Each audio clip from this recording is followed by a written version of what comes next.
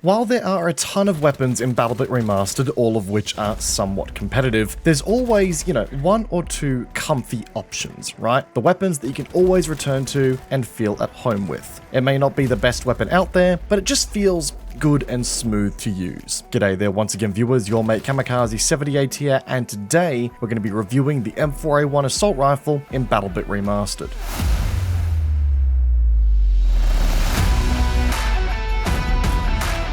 So folks, here we are back again with another weapon review for BattleBit. I firstly just want to thank everyone for your support and feedback on the first review that we did for the AK-74 a couple of weeks ago. It was really appreciated, and that feedback has gone a long way to continue to improve these videos, so again, thanks to you guys. But as mentioned before, today we're going to be reviewing the M4A1, the other starting assault rifle available in the game to all players. As per normal, the format for today's video is going to be us starting off with an overview of the M4A1's stats and performance, basically a quick rundown of all the characteristics that make the weapon what it actually is. We'll follow that up with some analysis of the stats and some tips and tricks for using the weapon to the best of its abilities, and then we'll wrap up the show with some discussion around attachment options and how you can tune the M4A1 into one dependable son of a bitch. But there is a lot to go over here, so without further ado, let's get into our review of the M4A1. Getting the ball rolling here, we're going to take a deep dive into the damage profile. The M4A1 is rocking a maximum damage of 30 out to approximately 52 meters, dropping to a minimum damage of 10.3 out to approximately 296 meters. And that effectively means we're going to be looking at a 4-shot kill out to the 52 meter mark against a target's base HP, which is a very serviceable and competitive payload, it has to be said, especially when we combine that with our 700 rounds per minute fire rate. But in saying that, this is also where the M4's reduced damage against, say, an AK-74 starts to rear its ugly head with some consequences against us. As we can see here, targets wearing medium armors or above, of which are available on most classes in the game, require an extra bullet to kill out of the gate. This becomes even worse when you start factoring in those beefy boys rocking that exo armor. Thankfully, when we start to throw headshots into the mix at close quarters combat, we can see a bit of consistency return to the field with the M4, requiring only 3 shots against all targets with the exception of exo helmets again.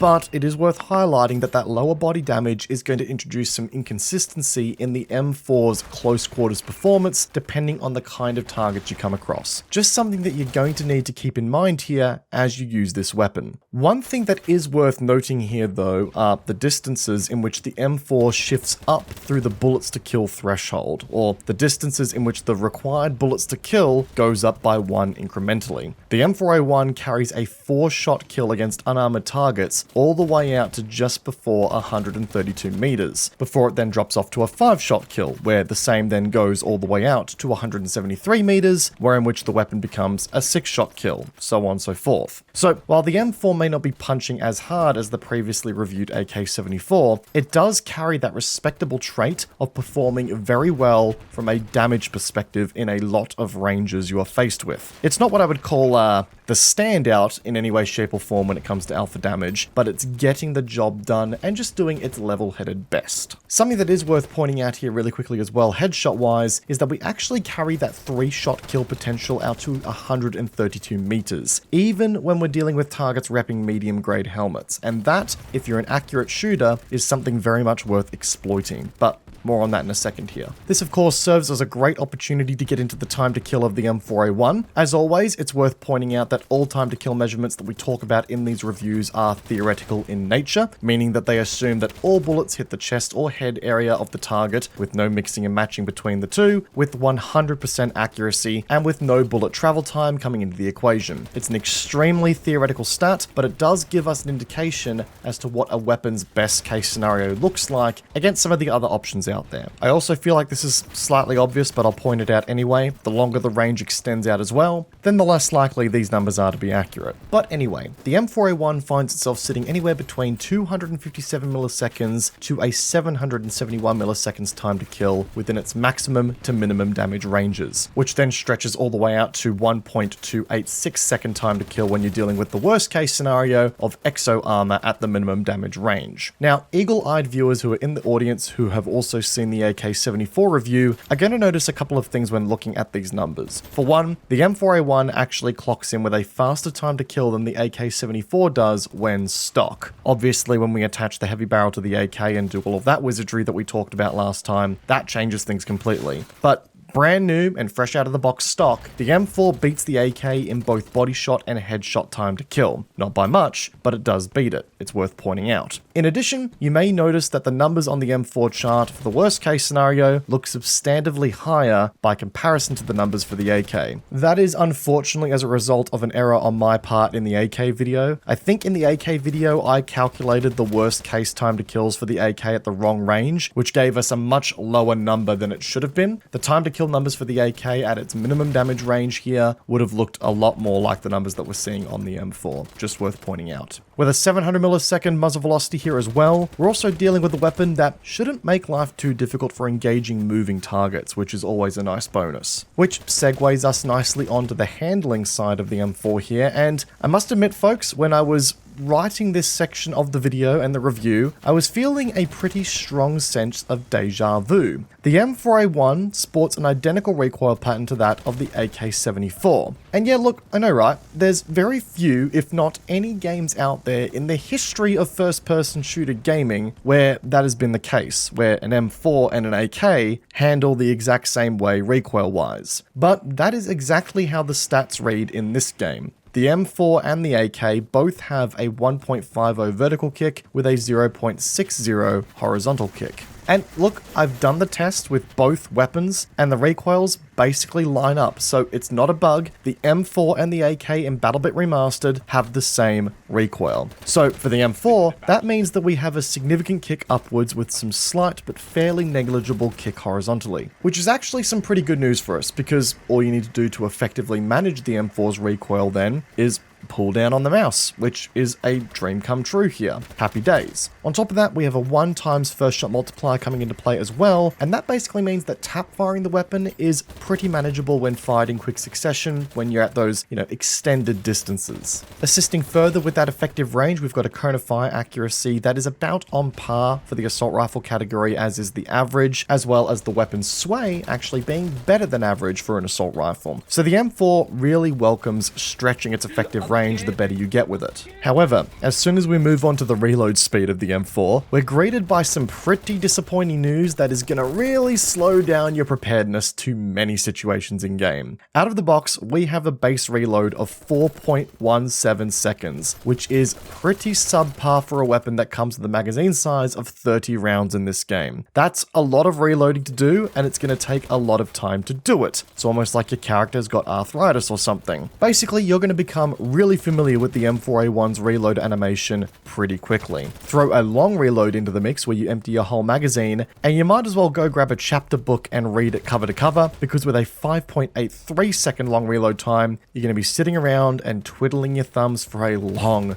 time. If you do get caught out with a reload like this, make sure you've got a trusty sidearm available just in case, because chances are you're gonna bloody need it. Now, thankfully, the tack reload that forces you to drop a mag onto the ground and discard it from your inventory does shorten things quite a bit here, down to approximately 3.17 seconds. So if you're in a pinch, you can definitely get back up into the fight a little bit faster with that tack reload. It's definitely not the magic fix-all button though, but it is something to help. Wrapping up the weapon here, we've got an ADS time of 240 milliseconds, which is actually slightly better than average for assault rifles by a whole magnitude of 10 milliseconds. Whether or not that actually has a material impact on the weapon performance or not, I'll let you be the judge of. And finally, we've got a standard 1 times run speed with the weapon and a 1 second draw speed. So that there is the M4A1, folks, and look, there's no denying it. It's a real workhorse of a rifle. I wouldn't necessarily say that it does anything exceptionally well, but by the same token, it's also not a weapon that performs exceptionally bad in many situations that you throw it in either. Sure, there'll come a time where a sniper is taking pot shots at you and you'll begin to feel the limitations of the M4 platform, but that's also more of an assault rifle category issue and less of an M4 issue.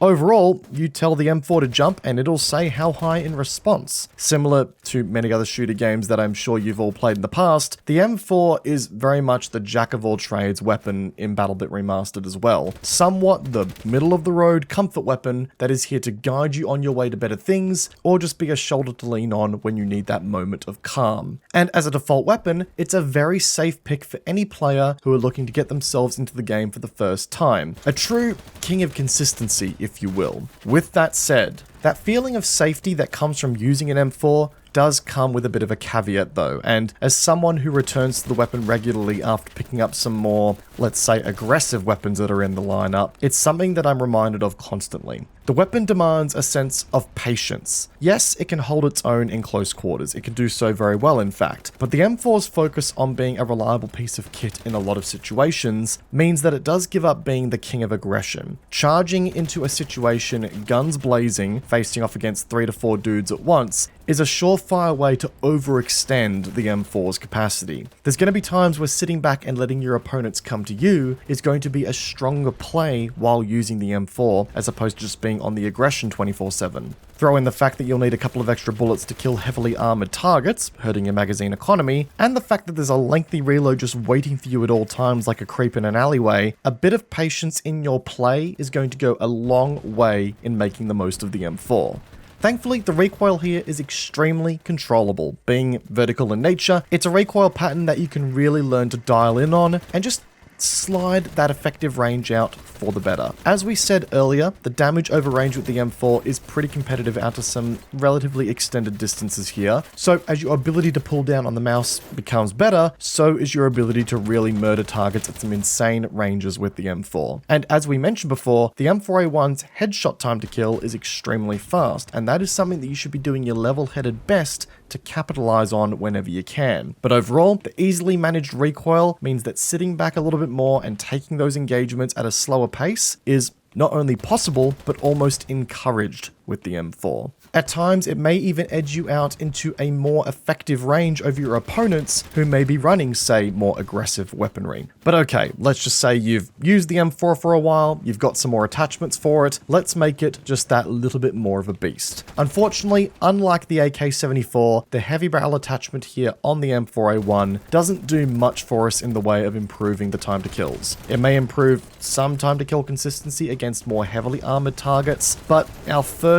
build on the M4 is going to focus on improving that accuracy even more and making the weapon just a total laser beam that you can just sort of turn your brain off with and just go, haha, M4 go brr. And oh yeah, I said first build there because a lot of you shared your feedback on the last video and thought we should incorporate multiple attachment setups where necessary. So message received on that one, ladies and gentlemen. On this build, we're going to be rocking the stable grip and the tactical muzzle attachment here. Collectively, these two really bring the weapon's vertical and horizontal recoil down across the board, while also bringing aboard an improved first shot multiplier. So from go to woe, the weapon's recoil is going to feel even easier to manage, which is just going to let you focus on that all-important crosshair placement. Throw on a red dot sight and a quick A magazine for an improved reload speed, and we're really ticking all of the boxes for an improved weapon on all fronts. This build is very hard to go past if you just want to play to the M4's strength and just take it easy for a moment, you know? However, I get it. There's going to be a few of you out there, myself included, who just can't turn off that aggression go brr part of your brain. You know what? I'm right there with you guys. So that's where this next build comes into play. A build that is designed to be a little bit more aggressive in nature, sacrificing some of that recoil reduction for improved mobility in CQC, and maybe even an opportunity to get some cooler flanks in. You'll notice that we're still running the red dot sight and the quick A magazine, but this time around, we're also rocking the B25 URK front grip. This grip brings about a small amount of recoil control to the party, but also improves your reload speed quite a bit as well, on top of the work that is already done by the magazine upgrade. Collectively, this gets the M4's base reload speed down to about 3.01 seconds, which is a definite improvement and one that you're going to feel very much the benefit of if you're playing a bit more aggressive with the M4. We've also thrown a laser sight on this time, given that we'll be in CQC a bit more, and we'll probably need to throw in some hipfire spray and pray kills every once in a while. The muzzle attachment though is a bit more of a a flavor pick, if you will. You'll see that I've picked the short suppressor, which gives you the advantage of having a suppressor whilst not reducing your mobility too much, but given that there's no minimaps and red dots revealing your location on said minimap in BattleBit Remastered, some may argue that it's really just not worth taking. Should you fall in that camp, then switch it out for an attachment of your choosing. I just kind of enjoy running the suppressor on this build. It seems to do very, very well for me. But folks, with that said, that brings today's weapon review for the M4A1 to a close. I hope you guys continue to enjoy these videos because I'm certainly enjoying making them, and I look forward to doing more of them when BattleBit Remastered launches into early access, hopefully very soon. If you guys did, be sure to backhand the like button, as it does go a long way to supporting the channel and the video. And if you're new here and you've made it this far through, give the channel a cheeky subscribe, join the community here, and follow us on all of our social media links down below, including our Twitch channel, where we stream 3 times a week.